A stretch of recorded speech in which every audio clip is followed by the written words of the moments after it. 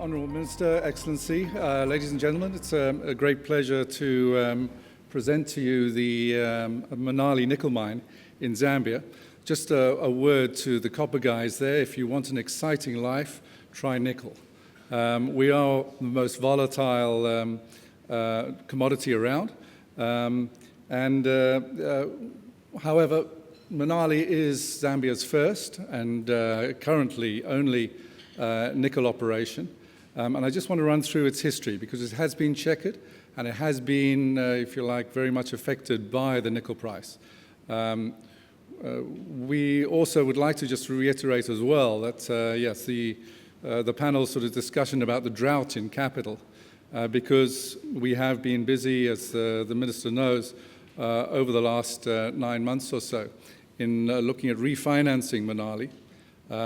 It's not a large investment. We are probably the size of company that First Quantum was 12, 14 years ago. We have ambitions, but there is most definitely a drought of capital around. However, having said that, Plinian Capital are one of our major shareholders, and I do pass on Brad Mills' apologies, but he is in the process of closing out his fund that will be investing into Munali. Munali, as I said, has a checkered history. It has ceased operations twice because of low nickel price. We're talking sort of nickel prices in the region of sort of $11,000, $12,000 per ton, which is where we're sitting at the moment. We've had a look at this over the last 2 years. We've changed the mining method. It had poor metallurgy. It had remote offshore management running from an office in West Perth. And so we looked at this, and our philosophy is that while we can't control the nickel price, we can control the costs and deliver value through operational excellence. And so our restart plan, we do have a fully developed mine. We're restarting in the thickest part of the ore body. We've got a new mining method. We've changed the metallurgy, and we're looking at establishing a very strong in-country management team to carry us forward. Munali asset, we have a full NI 43-101 reserve and resource. The mine has been kept dewatered. We have staff of over 60 people that have been on the books for the last 4 years.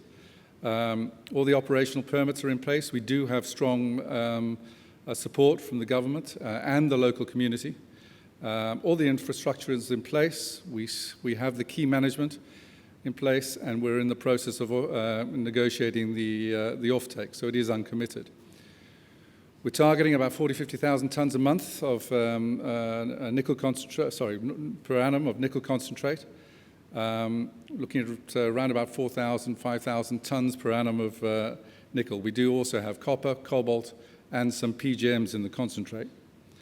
We need around about $39–40 million to restart, and depending on where the nickel price is, we should make some money. The resource, we've got over 6 million tons at 1% nickel. This is a change from the previous resource estimate. We have gone back in, remodeled the geology completely, but we got around about 60,000 tons of reserve in the mine. We're looking at changing the mining method to cemented rockfill, so we have quite a lot of development to do, which we will be starting shortly, but we are fairly quick into production once we've done that development. One of the big changes, as I said, it's a 1% nickel concentrate. We have done a lot of metallurgical test work on using dense media separation. So the mine itself, we're going to be pulling the ore out at 1%, upgrading that to close to 2% through DMS. Gives us very much more control over the metallurgy, and we're looking at producing a high-grade, low MgO, quite desirable concentrate for the international market. Concentrate offtake, this is one of the things that we are in discussion with the government because there are no nickel smelters in Zambia. The closest one is the Bindura smelter, which is in the process of being brought back into production. There's also the PGM guys down in South Africa, and then obviously the international market. And the concentrate was being shipped out through Durban, which, as you can see there, is only sort of a couple of thousand kilometers away. Capital, we've estimated we need around about $35 million just to restart. But the ongoing capital for the life of mine, which currently sits at around about 7 years, is another $45 million. Nickel mining is fairly expensive at those sort of levels. The operating costs, we have made quite a lot of changes, and I think one of the most important things here is that we need to be able to go through the cycles. As has been said before, we do understand that nickel prices do go up, but they also do go down. And so we've made a lot of attempts to make sure that through the cycles we can maintain. So we have a C1 cost of around about just under $10,000 a ton. As I said, the current nickel price is sitting around about 14. So that's not bad. However, when you start adding in all the royalties, et cetera, then our nickel price, our C3 cost, is up in the sort of $14,000, $15,000 a ton. Just to put that into perspective, these are the cost curves, the nickel cost curves. And the red curve is the C1 cost. And as you'll see, we're fairly competitive in that position. But as soon as you take us up to the C3 cost, adding in royalties, et cetera, things start becoming a little bit tight. I've given you two examples there, which shows that the way we've structured the project as the nickel price goes down, so our costs do diminish.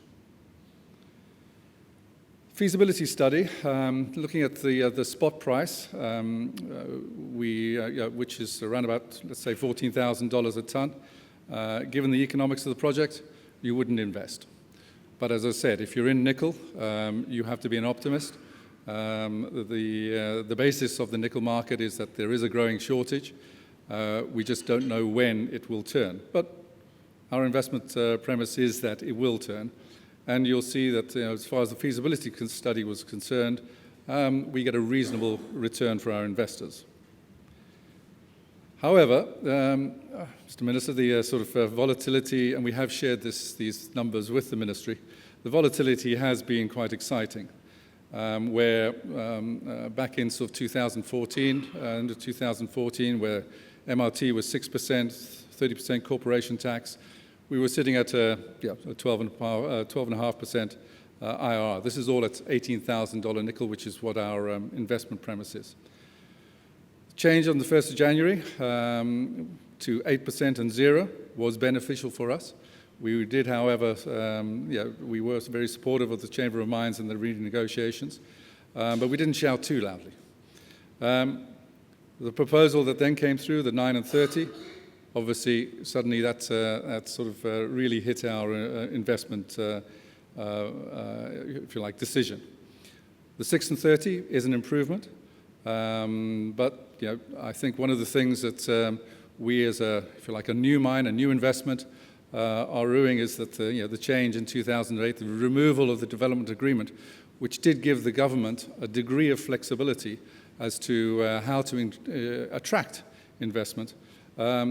Does mean that, ideally, if we were able to sort of start up this operation with a 0% MRT, full 30% corporation tax, the government does get a good return, and our investors do get a return.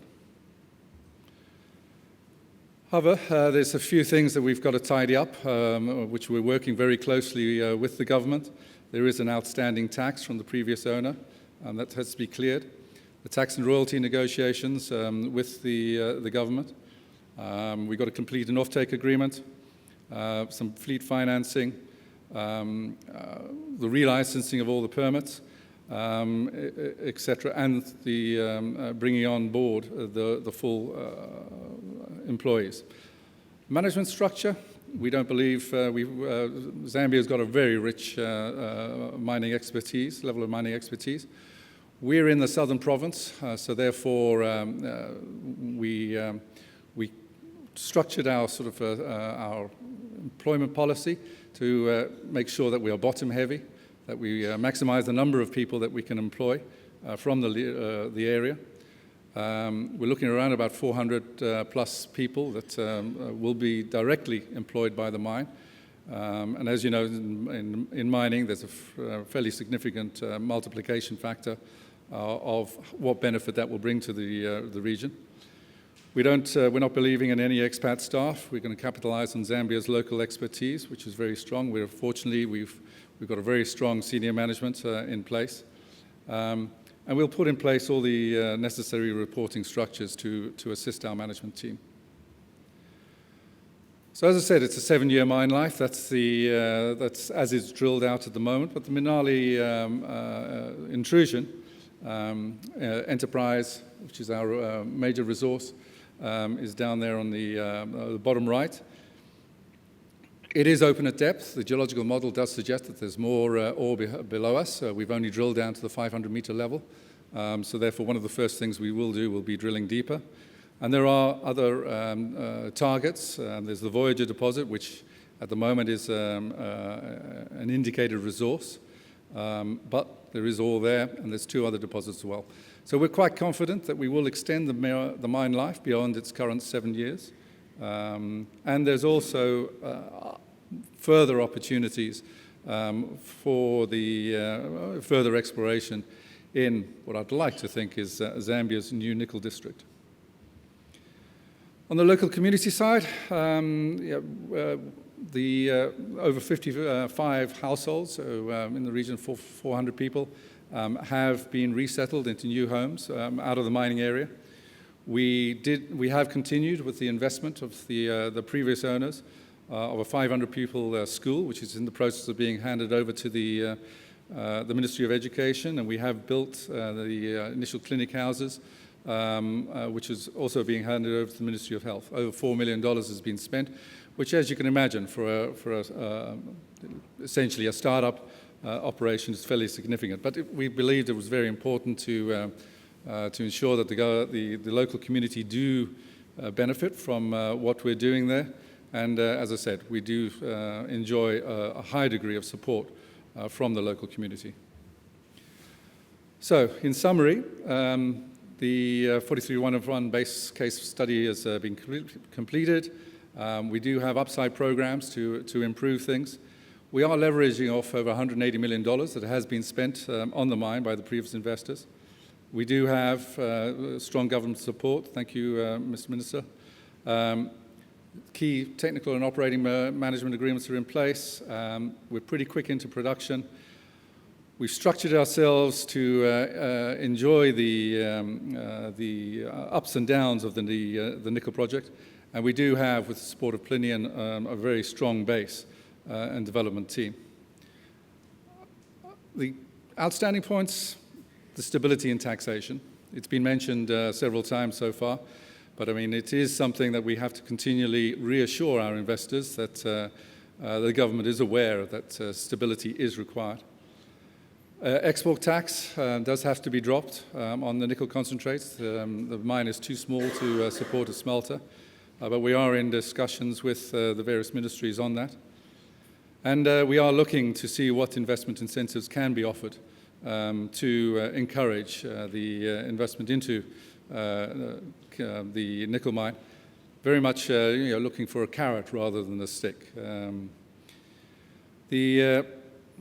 However, having said that, we are planning to start development in August this year with the rehabilitation of the plant and the development down to the 500-meter below surface level, with looking at sort of mining starting in January, where we are expecting nickel prices to improve. So, just to expand on what we can control, we can control the costs, etc. We can't control the prices, but we do need stable government policies. Thank you very much.